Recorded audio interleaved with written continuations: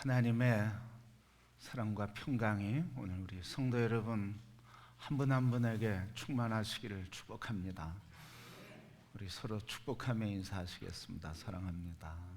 축복합니다. 반갑습니다. 감사합니다.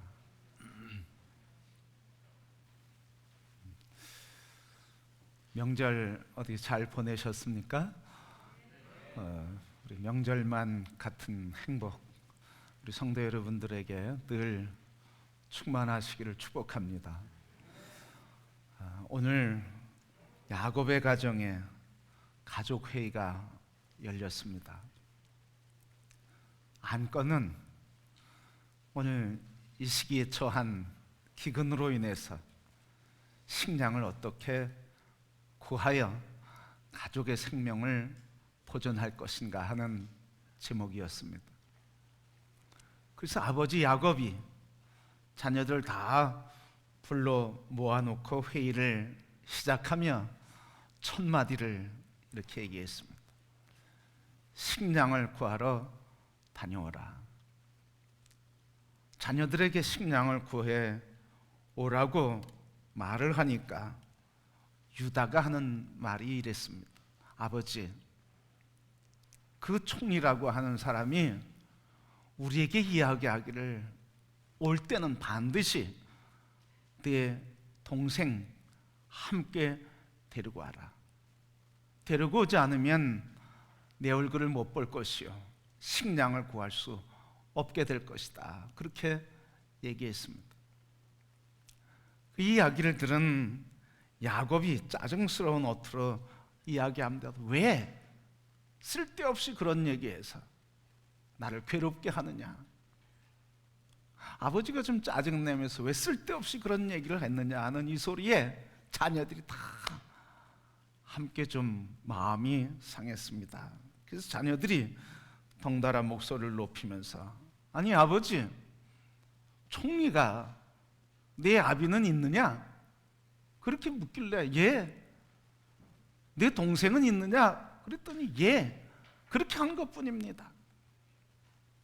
그 총리가 내 동생, 내 아우 베냐민을 데리고 오라고 말할 줄 누가 상상이나 했겠습니까?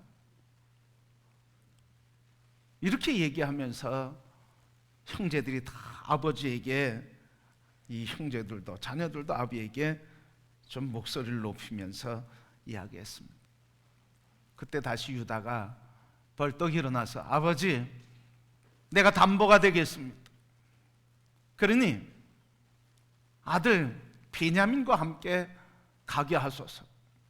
그래서 식량을 구해올 수 있게 하소서. 만약 베냐민이 돌아오지 못한다고 하면 내가 대신 책임을 지고 내가 대신 우리 자녀들과 함께 그 죗값을 치르겠습니다. 아버지가 허락했다고 하면 벌써 2번이나 갔다 올 시간이었습니다. 그렇게 좀 식량을 어떻게 구할 수 있을까 하는 문제 때문에 좀 방법을 찾아보자고 모인 가족회의 자리가 그냥 갈등이 더 깊어지고 그리고 감정의 골만 더 패였습니다. 그 이야기를 들은 아버지 야곱이 결국은 그러면 향품을 준비하고 지난번에 자루에 돈을 넣었는데 그 돈 배로 갖고 가서 만약에 문제가 생긴다고 하면 그 배로 배상을 해라. 그리고 아들 베냐민과 함께 총리에게 가라. 성도 여러분, 식량이 다 떨어져 굶어 죽게 되었는데 왜 야곱은 식량을 구하러 애굽으로 선뜻 나서지 못했을까요? 야곱은 애굽에 가면 식량을 구할 수 있다고 하는 방법도 알았습니다. 애굽에 가면 우리 가족이 굶지 않고 살 수 있다고 하는 것도 알았습니다. 그 방법을 알면서도 왜 빨리 자녀들을 애굽으로 보내지 못했을까 하는 겁니다. 오늘 본문의 말씀 보면 6절에 이렇게 말씀했습니다. 이르되 너희가 어찌하여 너희에게 또 다른 아우가 있다고 그 사람에게 말하여 나를 괴롭게 하느냐? 바로 이 야곱에게는 또 다른 고민이 하나 있었다 하는 거예요. 왜 너희가 그 얘기를 해서 나를 괴롭게 하느냐? 바로 이 야곱에게는 괴로움과 아픔이 있었다고 하는 겁니다. 야곱이 무엇 때문에 그렇게 고통스러워했을까요?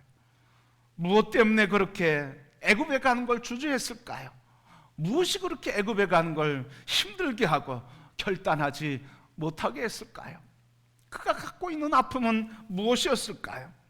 오늘 6절의 말씀 있는 것처럼 너희가 어찌하여 네 아우가 있다고 말함으로 인해서 나를 고통스럽게 하냐? 너희들이 아우가 있다고 얘기하지 않았으면, 아우 얘기를 하지 않았으면 내가 고통스럽지 않았을 텐데 너희가 아우가 있다고 하는 그 얘기가 나를 고통스럽게 한다고 하는 그런 야곱의 고백인 것입니다. 왜 베냐민이 있다고 하는 것을 얘기한 것, 그래서 베냐민을 데리고 오라고 한 것이 야곱에게는 아픔이 되었을까 하는 거예요. 그것은 바로 자기의 사랑하는 아들, 자기가 사랑하는 아내였던 라헬의 첫 번째 아들 이 요셉을 잃어버렸기 때문에 그렇습니다. 자녀들로부터 인해서 자녀들로부터 들었던 이야기는, 14년 전에 들었던 이야기는 아버지의 아들 요셉이 맹수에 의해서 잡혀먹고 찢겨지고 남은 옷 조각, 피 묻은 옷장을 갖고 오면서 이것을 주면서 아버지 아들이 맹수의 밥이 됐습니다. 14년이 지난 시간 동안 잃어버린 아들에 대한 아픔, 그 아픔의 상처가 이 야곱을 짓누르고 있었다고 하는 이야기인 것입니다. 그래서 베냐민을 데리고 오라고 하는 것, 그 이야기가 이 야곱에게 아픔이었어요. 왜? 또 이 아들을 잃어버리면 어떻게 하나? 또 이 아들이 죽으면 어떻게 하나? 이것 때문에 야곱은 분명히 애굽에 가면 살 길이 있음에도 불구하고, 분명히 애굽에 자녀들을 보낼 수 있음에도 불구하고 이 아픔 때문에, 또 베냐민을 잃어버릴 것 때문에, 또 베냐민을 잃음으로 인해서 당할 아픔을 생각하니까 도저히 이 베냐민을 보낼 수가 없는 거예요. 바로 야곱의 아픔은 이거였습니다. 내가 이 아들 베냐민은 잃어버릴 수 없어. 내가 또 베냐민을 잃어버림으로 인해서 내가 마음의 고통을 당할 수 없어. 이 아들마저 잃어버리고 내 곁을 떠난다고 하면 날 살 이유와 아픔이요, 곧 살 이유와 의미가 없어. 그래서 이 아들을 꼭 붙들고 있는 겁니다. 왜? 또 상처받을까 봐, 또 아플까 봐, 또 고통당할까 봐. 14년 동안 아파했는데 이 아들마저 잃는다고 하면 사람들이 나를 비난하고 흉을 보며 저 야곱 아들을 둘씩이나 잃어버렸대, 아들이 둘씩이나 죽었대. 여러분, 이런 야곱이 고통스러워하는 것, 바로 자식을 잃은 아픔과 그 상처를 건드리고 또 베냐민이 죽을까 봐 그 아픔, 두려움에 붙들려 있기 때문에 애굽으로 자식들을 식량 구하러 보내지 못했다는 말씀입니다. 성도 여러분, 야곱은 분명하게 애굽에 가면 길이 있다고 하는 걸 알았음에도 불구하고 결단하지 못했습니다. 분명히 하나님께서 이 야곱을 통해서 언약하신 대로 야곱의 후손들이 큰 나라와 민족을 이룰 것이라고 하는 언약도 알고 있었습니다. 그런데 이 두려움, 불안, 근심, 걱정, 이것들이 그것을 보지 못하게 하는 거예요. 그래서 이 상처는 인격적으로, 정신적으로 우리를 부정적인 고정관념을 갖게 만들어요. 그래서 우리의 생각을 늘 부정적으로 하게 만들어요. 걱정하게 만들어요. 그래서 여러분, 이 상처가 많은 사람들은 성격이 완고해져요. 편협돼져요. 속이 좁아지는 거예요. 왜? 또 상처를 받을까 봐. 그래서 상처를 받지 않으려고, 자기에게 상처가 더 이상 오지 않고 자기를 지키려고 생각해 보다 보니까 자꾸 좁아지는 거예요. 편협되는 거예요. 다른 사람의 생각을 받아들이지를 않아요. 그래서 이렇게 상처는 인격적으로, 정신적으로 부정적인 고정관념을 만들고 생각을 편협하게 만들어요. 그뿐이 아니라 이 상처는 영적으로 더 크고 위대하신 하나님의 인도하심과 은혜를 보지 못하게 하고 그 은혜를 거절하고 거부하게 만드는 거예요. 분명히 애굽으로 가면 살 길이 있었습니다. 분명히 하나님은 야곱에게 내 나라, 내 후손, 내 민족이 장대해질 것이라고 하는 하나님의 언약이 있었습니다. 그런데도 이 상처가 자기 생각을 좁게 만들고 하나님의 언약과 축복이 있음에도 불구하고 복이 있음에도 그것을 거절하고 거부하며 그 마음을 꼭 닫고 있는 거예요. 마치 달팽이가 사람을 톡 건드리면 자기 몸을 자기 집에 꼭 숨겨놓고 들어가는 것 같이, 우리에게 상처가 생기려고 하면, 상처를 받으려고 하면 숨고 거부하고, 그리고 거부하는 것이 어떤 사람에게는 화로 나타나고 폭력으로 나타나고 거칠게 자기를 지키려고 발버둥치며 살아가는 거예요. 성도 여러분, 이것처럼 상처는 우리 인격, 정신, 영혼을 막아서는 거예요. 성장을 막고 하나님의 은혜를 막는 장애물이 된다는 말씀입니다. 정태기 교수라고 하는 우리 한국에 아직도 생존해 계시는데, 한국 치유에 대한, 치유 목회에 대한 아주 대가시고, 우리 한국 치유 목회에 기초를 놓으시고 기반을 닦아 놓으신 분이에요. 근데 이 정태기 교수님이 미국에 유학을 하게 됐어요.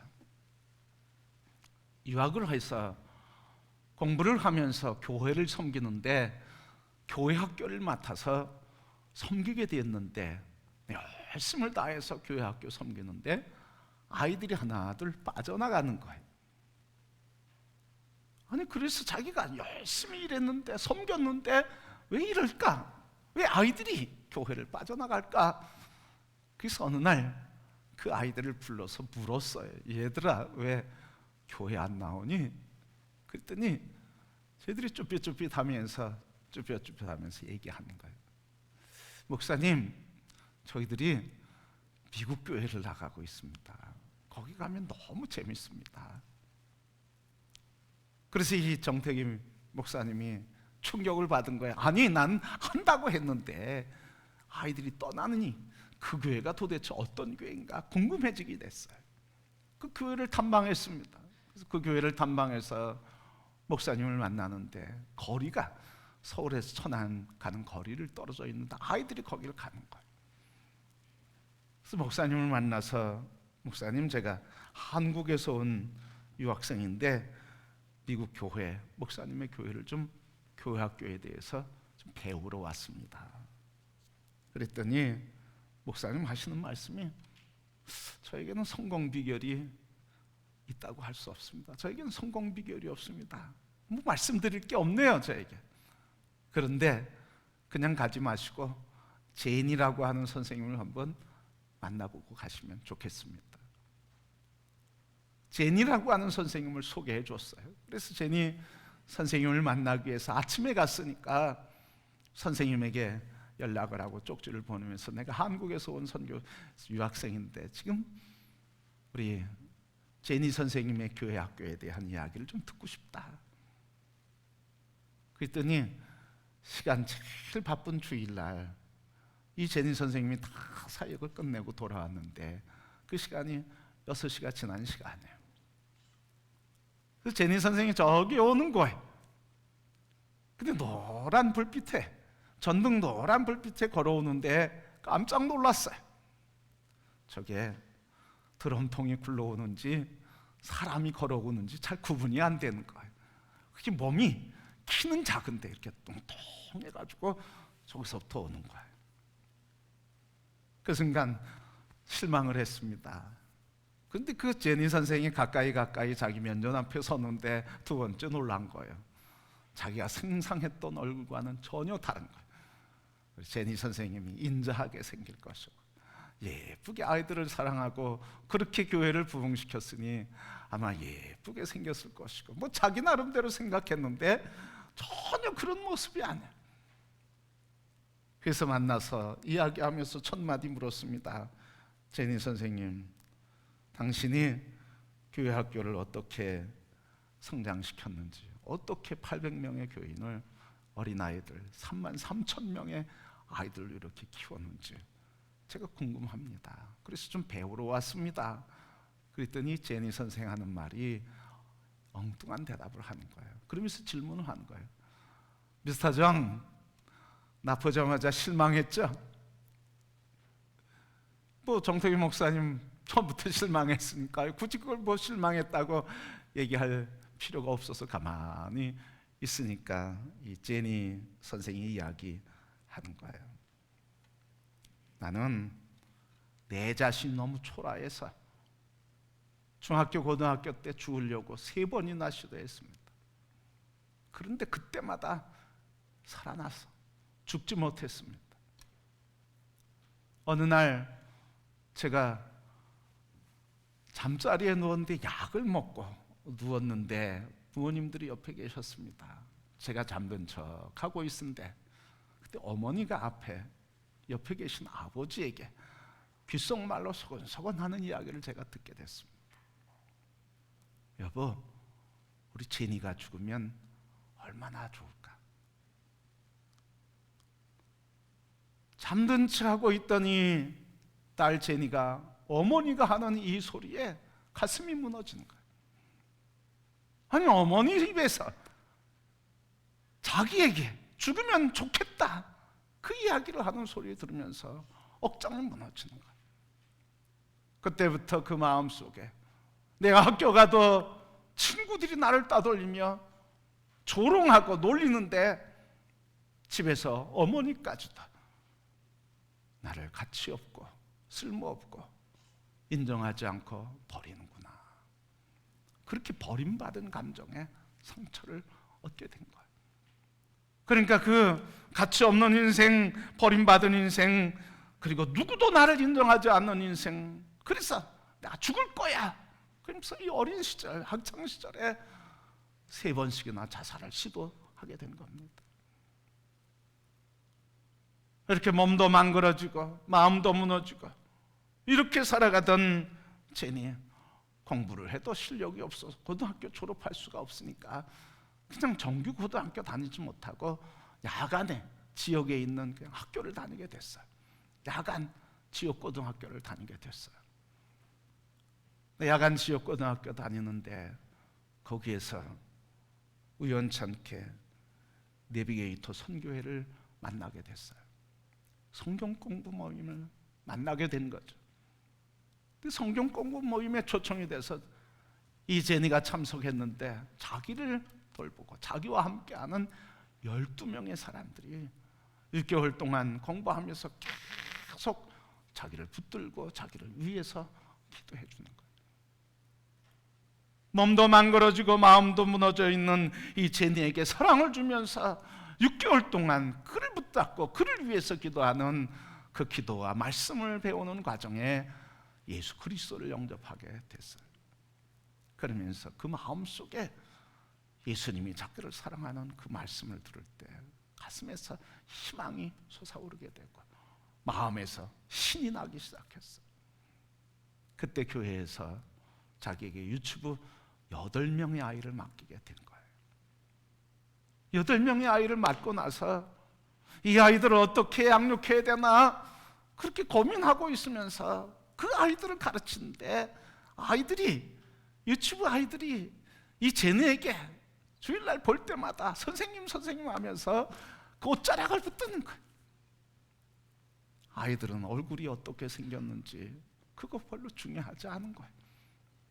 그러니까 이 아이들이 선생님 우리 선생님 하면서 붙잡고 그 선생님 품에 안기는 걸 보면서 제니의 마음이, 다쳤던 마음이 녹아치는 거예요. 내가 세상에선 쓸모없는 사람이라고, 부모가 나에게 비수를 꽂아서 내가 그것 때문에 아파하는데 이 어린 아이들이 우리 선생님 하면서 달려와서 자기 품에 안기는 걸 보고 내가 이렇게 아이들에게 사랑을 받는구나, 내가 이 아이들에게 이렇게 사랑을 주고 있는 쓸모있는 인생이구나. 그래서 자기 상처들이 녹아지는 거야. 그러면서 이 아이들을 더 사랑하면서 기도로 양육하는데, 저녁 때 잠자리에 들기 전에 기도합니다. 하나님, 우리 사랑하는 아이들을 어떻게 하면 하나님이 원하시는 아이로 키울 수 있을까요? 저에게 지혜를 주세요.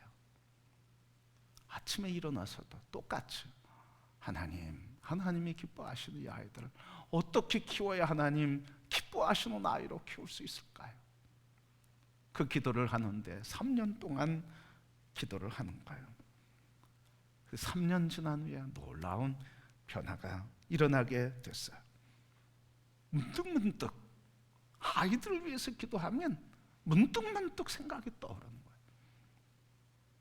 그런데 4년 차부터는 그 생각을 그대로 순종해서 이루었더니 주일학교 부흥이 되는 거예요.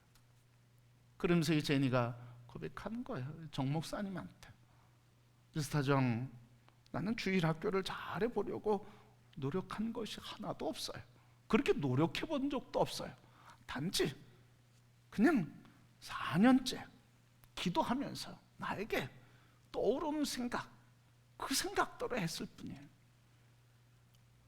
내가 이 아이들을 어떻게 키우고 양육할지 내가 어떻게 내 방법을 찾아본 적이 없지만, 그러나 기도하는 지 4년째마다 번뜩번뜩 떠오르는 생각, 그 생각대로 내가 하다 보니까 이렇게 교회가, 어린아이들이 크게 부흥된 것뿐입니다. 성도 여러분, 바로 이 역사가 어떻게 일어난 겁니까? 쓸모없는 인생, 버림받은 인생, 자기 마음속에 어머니가 꽂은 이 비수에 의해서 자살을 시도하며 인생을 포기했던 인생, 제니의 인생, 바로 그 안에 하나님의 사랑, 예수 그리스도의 사랑이 회복되면서 그 사랑이 아이들의 고백을 통해서 나는 쓸모있는 가치 있는 인생이라고 하는 주님의 음성을 들으면서 그의 삶은 전격적으로 변화가 일어나고 다른 사람에게 선한 영향력을 주는 건강한 그리스도인으로 세워지게 된 것입니다. 그렇게 상처는 우리 자신을 부정적이고 그리고 패배적이고 인생을 무너뜨리는 무기가 될 수밖에 없어요. 그러나 또 한편 이 상처는 그 상처를 통해서 주님의 사랑을 더 깊이 만나며 주님의 구원의 은총을 경험하게 하는 축복의 통로인 것입니다. 오늘 야곱은 그 상처를 입은 사람이에요.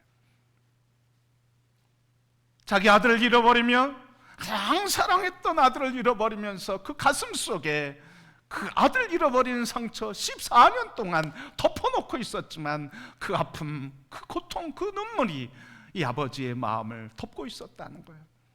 그래서 그 마음속에 절대로 베냐민은 잃어버릴 수가 없어. 그런데 베냐민을 데리고 오라는데 그것이 쉽게 허용이 되겠습니까? 절대로 놓지 못하는 거예요. 그 아픔 때문에. 그런데 이 야곱이 위대한 결단을 내리게 되는 거예요. 14절 하반절 말씀에 보면 야곱이 이렇게 고백합니다. 내가 자식을 잃게 되면 이르리로다. 그 자식 붙들고 있었는데 그 자식을 놓으면서 내가 자식을 잃어버리면, 잃는다고 하면 내가 잃어버리리라. 어떻게 이런 결단을 할 수 있었을까요? 자식 때문에 살아왔고 자식 지키려고 살아왔고 그 자식 지키며 상처받지 않으려고 붙들고 살아온 이 자식, 이제는 내려놓겠다고 하는 이 고백이 어떻게 가능했을까요? 이 고백이 가능할 수 있었던 이유가 한 가지 오늘 본문에 나오는 거예요. 14절 말씀 보라고 야곱이 말하고 있습니까? 떠나는 자기 자식들을 향해서, 애굽으로 가는 자식들, 식량 구하러 가는 자식들을 향해서 이렇게 얘기합니다. 전능하신 하나님께서 그 사람 앞에서 너에게 은혜를 베푸사 그 사람으로 너희 다른 형제와 베냐민을 돌려보내게 하시기를 원하노라. 바로 야곱이 내가 아들을 잃어버리면 잃어버리리라, 그 상처 가운데도 이런 고백할 수 있는 건 뭐예요? 내가 아들을 잃어버림으로 다시 상처를 받는다 할지라도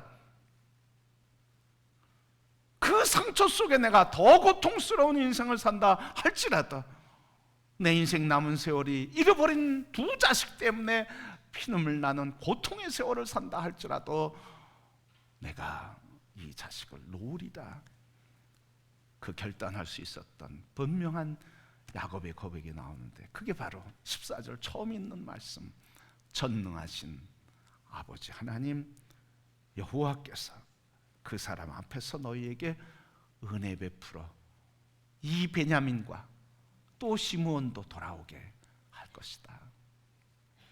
바로 전능하신 하나님을 믿는 믿음이 그에게 회복되는 거예요.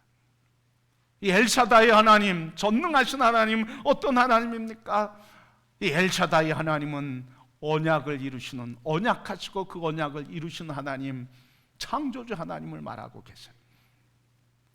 자기에게 언약하셔서 네 몸에서, 네 후손에서, 그리고 네 나라가 네 후손에서 네 나라, 내가 이룰 큰 나라와 그리고 왕들이 태어날 것이고 그 나라가 세워질 것이라고 하는 하나님의 언약, 그것을 이루시는 하나님을 바라보고 그 하나님을 붙들고 그 하나님께 붙잡히게 되는 것입니다. 그렇습니다, 여러분. 이 언약을 이루시는 전능하신 엘샤다이 하나님을 바라고 그 엘샤다이 하나님께 붙들리게 될 때 내가 상처를 받는다 할지라도, 또 실패한다 할지라도, 또 내가 아파한다 할지라도 내가 그럼에도 불구하고 하나님의 언약을 붙들리라, 나는 전능하신 하나님을 신뢰한다고 하는 믿음의 고백이 오늘 14절에 이 말씀입니다. 내가 이르면 이르리라, 그래도 난 하나님을 신뢰한다. 상처받을 것, 두려움과 근심 때문에 우리가 얼마나 힘듭니까? 어떤 사람은 이 상처 때문에 평생 가슴에 이 아픔을 덮고 사는 사람이 있어요. 근데 이 덮은 것 때문에 마음이 좁아지고 생각이 좁아지고 세계관이 편협되고 관계도 편협돼요. 또 이 덮은 것 때문에 그냥 덮어져서 없어지는 것이 아니라 이 상처는 늘 우리의 상처는 억울함과 분노가 일어나게 되는 거예요. 이 상처 때문에 분노와 억울함이 쌓이고 쌓이면 그게 폭발하고, 그래서 관계를 맺는데 어려운 거예요. 말로 해야 될 걸, 말로 해도 될 걸 괜히 화를 내고 풀 수 있는 말들을 폭력으로 하는 거예요. 왜? 이 안에 상처가 있고 분노가 가득하기 때문에. 근데 그걸 덮고 산대요. 참고 산대요. 여러분, 그거는 병든 삶을 살아가는 첩경이에요. 성도 여러분, 오늘 이렇게 우리 안에 있는 상처는 우리를 파괴시켜요. 그러나 여러분, 이 상처 속에서도 내가 상처를 당하면 또 당하리라, 그래도 나는 하나님을 믿는다, 하나님을 신뢰하며 의지했던 이 야곱, 그 하나님께서 야곱을 붙들어서 야곱을 다시 일어날 수 있도록 도우시고 그의 삶에 도전케 하는 삶을 살도록 인도해 주셨습니다. 성도 여러분, 우리 안에 있는 두려움과 상처, 이것이 하나님의 언약을 바라보는 것을 막아요. 어떤 사람은 신앙생활을 하면서 너무 상처를 받아서 아픈 이야기를 해요. 저는 그런 이야기 들으면서 참 아프고 속상해요. 왜? 예수 믿고 교회 생활하고 교회 일 깊게 관여하지 마. 그러면 상처받아. 그러니까 적당히 해. 그런 얘기 하거든요. 왜 그래요? 주님의 일하다 여기 상처를 받았거든요. 그 상처받기 싫어서, 그 상처를 받으면 견딜 수 없으니까 그냥 적당히 하라는 거예요. 적당히. 그런데 야곱은 어땠습니까? 내가 또 상처를 받는다 할지라도, 또 내가 자식을 잃는 아픔을 경험한다 할지라도 하나님은 여호와 엘샤다이 하나님, 전능하신 하나님, 그가 언약을 이루시며 나를 통해, 우리 가문을 통해, 이 자녀들을 통해 하나님께서는 나라와 열방을 창대케 하시며 복의 근원이 되게 하시며 민족을 세우고 왕을 세우셔서 이 땅에 주님의 축복의 나라를 이루게 하실 것이라고 하는 이 언약을 붙들고 일어나게 해 주시는 것입니다. 성도 여러분, 우리 안에 나도 모르게 받은 상처, 내가 원하지 않게 받았던 아픔, 그 상처가 우리에게 어둠의 영이 돼서 주님의 축복을 막는 그런 방해의 장벽이 아니라, 오늘 이 야곱이 고백한 것처럼 그럼에도 불구하고 내가 또 상처를 받는다고 할지라도 나는 하나님을 믿어. 그분은 언약을 이루시는 분, 그분 전능하신 분, 그분은 창조주 하나님이야. 그분이 이 아픔도 이기게 하실 거야. 믿음으로 일어나는 성도들이 되기를 축복합니다. 믿음으로 이 하나님을 바라보시길 축복합니다. 그 하나님이 육신이 되어 우리 가운데 거하셨고, 육신이 되신 그분이 말씀이 되어 우리와 함께 하시며, 그분이 성령으로 우리와 함께 하셔서 우리 안에서 우리를 위로해 주시고 일으켜 세워주시며 믿음의 주님이 되시는 예수 그리스도께서 우리를 세워주시는 줄 믿습니다. 우리 안에 계신 예수 그리스도를 바라보시길 축복합니다.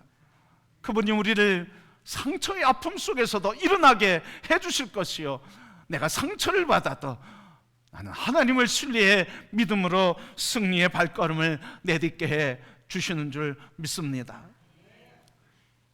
우리 살다 보면 행복을 꿈꿨는데 행복을 꿈꾼 가정에서 서로가 상처가 되고 상처를 주고 상처를 받아요. 사랑해서 남고 사랑해서 키우는데 자녀들에게 상처를 주고 또 자녀로부터 상처를 받아요.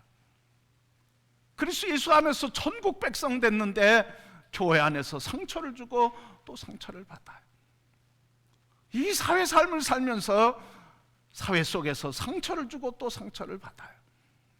그런데 그 상처가 우리 마음을 위축시키고 우리의 시야를 좁히고 하나님의 언약을 흐릿하게 만들고 나를 더 의기소침하게 만든 부정적인 영향력을 행사합니다. 그러나 성도 여러분, 그 상처 속에서도 상처를 붙들고 상처를 보는 것이 아니라 또 상처받을까 봐 두려워하는 것이 아니라 이 상처를 치료하시고 상처를 이기게 하시며 상처가 기쁨과 영광과 축복의 통로가 되게 하시는 전능하신 엘샤다이를 바라보시길 축복합니다. 그분이 어디 계십니까? 그분이 예수 그리스도 우리 안에 계시고 예수 그리스도 우리의 주 되십니다. 이분을 바라보고 이분을 의지하고 이분을 신뢰할 때 그때 우리의 인생은 하늘의 언약을 이루게 되면 누리면 살아가는 삶이 되는 것이요, 그 언약을 붙드는 그 믿음 속에서 하나님은 우리를 하나님의 영광의 통로가 되게 해 주시는 줄 믿습니다. 그렇게 이제 상처가 아니라 이것을 치유하시는 하나님, 우리의 아픔이 아니라 이것을 이기게 하신 전능하신 하나님, 우리의 눈물 닦아주시며 우리의 고통 기쁨이 되게 하시는 엘샤다이 하나님, 그가 너의 길을 은혜 베풀어 주셔서 베냐민도 포로로 잡혀있는 시므온도 다 돌아오게 할 줄 믿는다고 고백했던 것처럼 우리의 삶에 하나님의 은혜가 내게 넘칠 것을 믿는 믿음으로 엘샤다이 하나님, 난 그래도 하나님을 신뢰합니다. 이 믿음으로 일어나는 성도, 이 믿음으로 한 걸음 걸음 내디디며 승리의 발걸음이 되는 온 성도들이 되기를 주님의 이름으로 축복합니다.